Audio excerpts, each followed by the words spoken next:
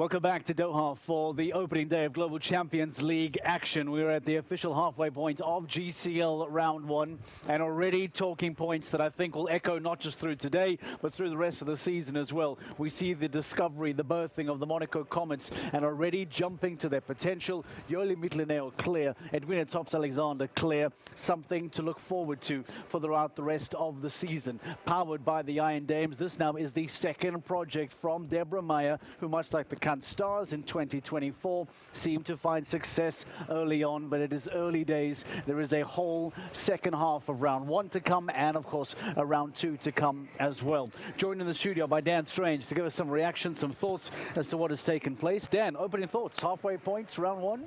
Well, there's been some great double clears. Prague Lions double clear, Scandinavian Vikings double clear. Big surprise there. Deirdre Riley on debut. Big surprise, yes, but speaking to her beforehand in the arena, I was amazed by how cool she was. New York Empire open up for us. They come home on 4. Saint-Tropez Pirates, one of the returning teams that we spoke about.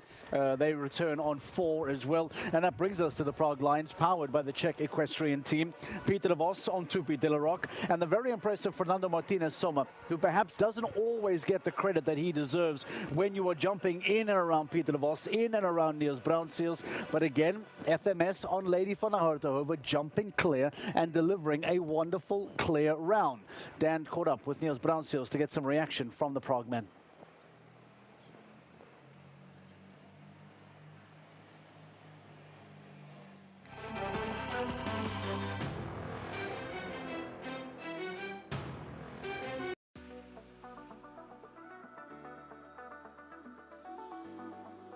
In 2024, I learned many lessons. Niels, a perfect start for Prague Lions, both Peter and Fernando going clear. How you've ridden the course, how did you see the course and how pleased for them are you? I find it's a really fair course to start, which I like. It's good for the horses to come in the rhythm. It's the beginning of the year, beginning of the season. Height is okay, the lines are okay. You can do the round like you want, which made it good for us actually.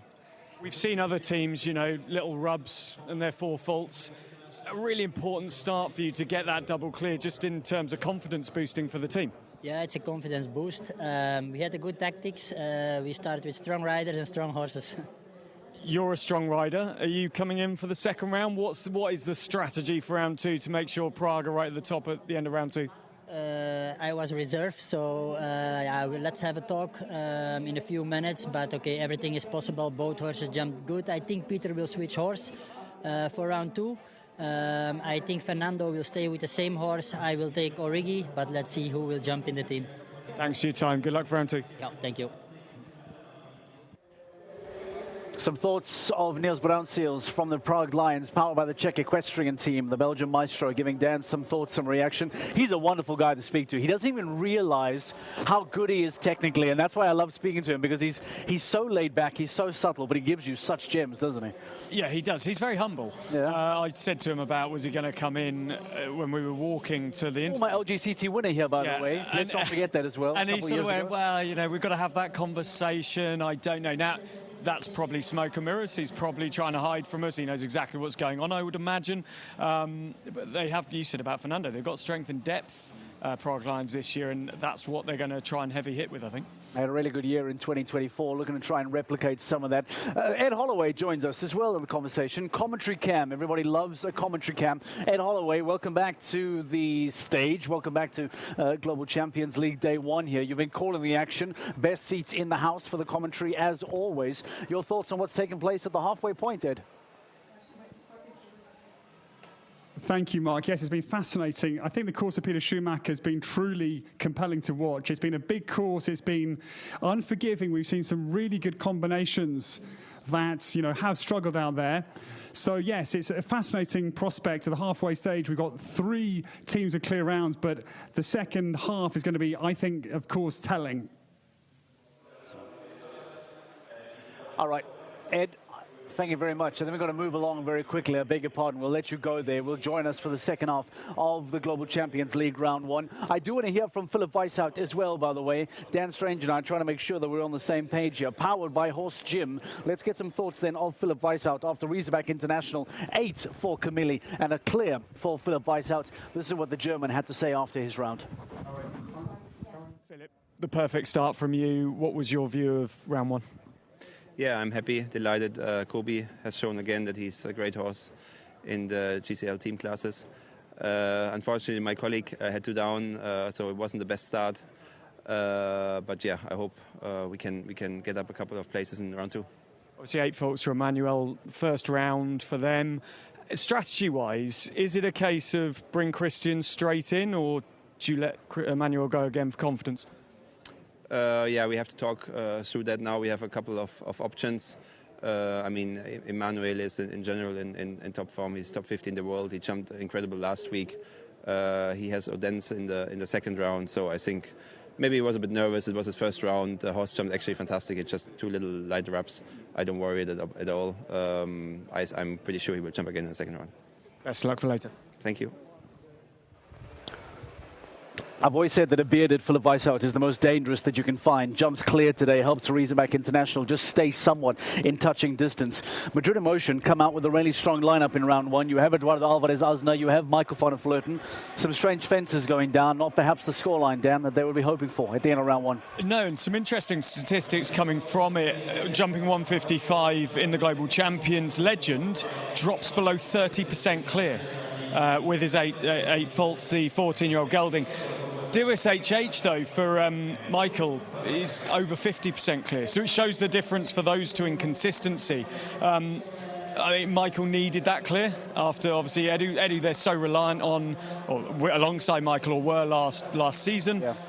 Michael stepped in and does a job and keeps them in the mix going into round 2. And the other thing I picked up on was for Monaco Comets, how, and Ed said this in commentary, the secureness of Edwina Tops-Alexander, and how they, I think, or the way I see it, they can use her like an anchor through this season. What a signing she's going to be for them. And you're going to see it, I guarantee you, throughout the year, just the value that Edwina Tops-Alexander is going to bring to the Monaco Comets.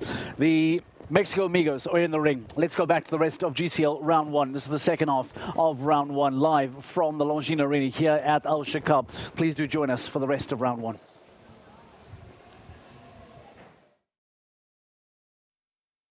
Years of age. She is the 5th highest world ranked rider in terms of the ladies worldwide. Top female in Europe, behind the likes of Laura Krauss, Lily Keenan, Erin Ballard and Tiffany Foster. Enrico de la Pomme on course. Vigaro Soy crossed to Ingmar for Kendra. Since 2019, she has ridden for the Stefak stable of Stefan Conter. And his job, alongside with, of course, incredible facility at Wolvertem, to mentor Kendra, to bring her out of her perfectionism, was his real task as a brilliant talent to back up the likes of Daniel Deusser. 2 years she worked for Marcus Senning. And you can actually see Marcus's style. I didn't know about that detail, and I was always thinking she was Enning-esque, but I'm afraid the back of 9, the Al Shakab, Liverpool goes. Kendra Klöser-Brinkhoff now turns with 4 fences to go. Mexico Amigos, Kern Verrecke and Kendra, rookies this year for the Mexico Amigos, but they've got a great team. We'll see, of course, the likes of Carlos Hanguerio to come. With Eduardo Pereira de Menezes, the brilliant Brazilian. Emily Conter, talking of Stefex, their U25 rider. And Zoe Conter as well, Emily's sister. But not the perfect round, I'm afraid, for her GCL career starts. Kendra Klöser-Brinkhoff has 4 penalties, 74.47 was the time for Enrico de la Pomme for Germany this afternoon. Of course, riding for the Mexico Amigos, but will still stick with her nationality.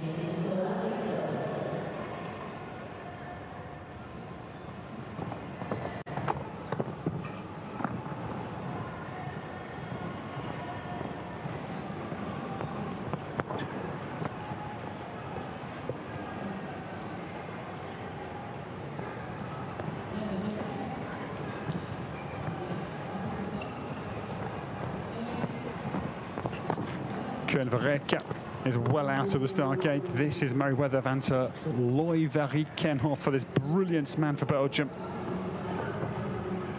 Koen is a huge show jumping breeder as well. His own sabre is Waagschuit in Belgium. Since '99 he's had it. He breeds from the head Echteken stud that is in Zottegem in Belgium as well, up in the northwest of Belgium. East Flanders between Bruges and Ghent. This is a very polished start here. Merryweather. This inclement afternoon in Doha. It was overcast, is now darkening the sky as well. Looks fairly ominous overhead. Koen is married to Carleen de Brabander Verreke. So his father-in-law is Joris de Brabander, one of the best breeders we've ever had in world show jumping. Hence the steady string of horses that Koen Verreke can welcome to his stable. It's a very good round for the second for Mexico Amigos, and fairly swift in GCL terms. Of course, the individuals have gone for broke. Jan Sebastian Gulliksen still the quickest GCL round at 71.71 for the Norwegian. Koen Verreke is the 8th quickest so far, 76.3 seconds for Merryweather van der Looijen-Kenhoff this afternoon. Mexico Amigos find themselves on 4 penalties at the end of their opening round. Pretty good position for the Amigos to find themselves in. Excitingly and interestingly, you will see there one of the new teams of the 2025 season making their way into the ring. The Basel Cosmopolitans. Jana Vargas and Sasha Nugard-Lil will be jumping for the brand new team in 2025. If you want to catch the rest of the action, make sure you sign up for a GCTV Live Pass. Join us in Doha for the opening stage of the 2025 season. This is the Longines Arena at Al Shakab. Come and join us in Doha for the rest of GCL.